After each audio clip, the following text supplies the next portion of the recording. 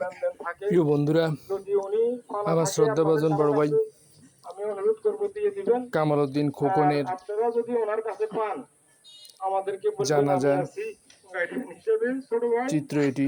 আমার আরেকটা ভাই অসুস্থ, তার জানাজায় অনেক গণ্যমান্য ব্যক্তি আর দ্বিতীয় কথা হলো যে হাজির হয়েছেন। আমার বাতি যারা আছে, যদি আমাকে না পান কেউ, এই কামাল ভাই রেখে গেছেন বলবেন, যদি থাকেন বলবেন, তার ইনশাআল্লাহ 3 আমরা ছেলে সাথে সাথে আপনাদের ঋণ চেষ্টা করব ও 2 মেয়ে আপনাদেরকে রেখে কষ্ট গেছেন। না দিয়ে আপনাদের থেকে বিদায় সবাই নিচ্ছি। তাদের আসসালামু আলাইকুম তার ওয়া ছেলে মেয়েদের রাহমাতুল্লাহি জন্য ওয়া দোয়া বারাকাতুহু। করবেন।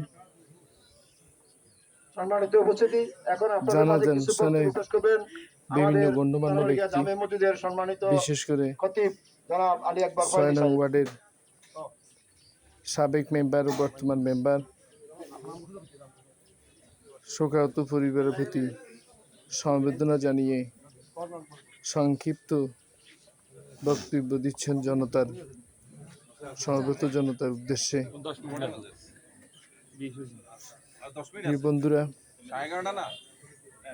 সবাই আমার খোকন ভাইয়ের জন্য দোয়া করবেন। খোকন ভাই দীর্ঘদিন অসুস্থ ছিলেন, আর উনি কিরকম ভালো মানুষ ছিলেন আজকের জানাজায় মানুষ দেখে বোঝা যায় উনি অনেক ভালো মনের মানুষ ছিলেন। খোকনের জানাজায় তার অংশগ্রহণকৃত সকল আত্মার মাগফিরাত কামনা করে শত ব্যস্ততার মাঝেও রোজা রেখে এই প্রাকৃতিক বক্তব্য দিচ্ছেন দুর্যোগের মধ্যেও 6 নম্বরের সাবেক মেম্বার আবুল জানাজায় কালাম আজাদ অংশগ্রহণ করতে কাকা। পেরেছি, এই জন্য মহান মালিকের দরবারে একবার শুকরিয়া জ্ঞাপন করি। বর্তমান মেম্বারকেও দেখা যাচ্ছে, আমাদের মিজান ভাই। আমার ভাইয়ের জানাজা শেষ, এখন দাফন প্রক্রিয়া চলতেছে। দাফন প্রক্রিয়া, তাকে দাফন করা হচ্ছে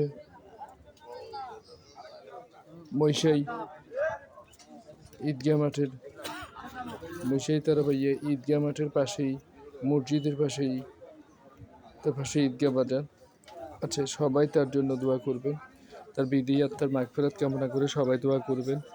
আর বিশেষ তার পরিবারের সদস্যদের জন্য সবাই দোয়া করবেন। তার 2 ছেলে 3 ছেলে 2 মেয়ের জন্য সবাই একটু দোয়া করবেন। তার 1 ছেলে প্রবাসে আছেন আর বাকি 2 ছেলে দেশে আছেন।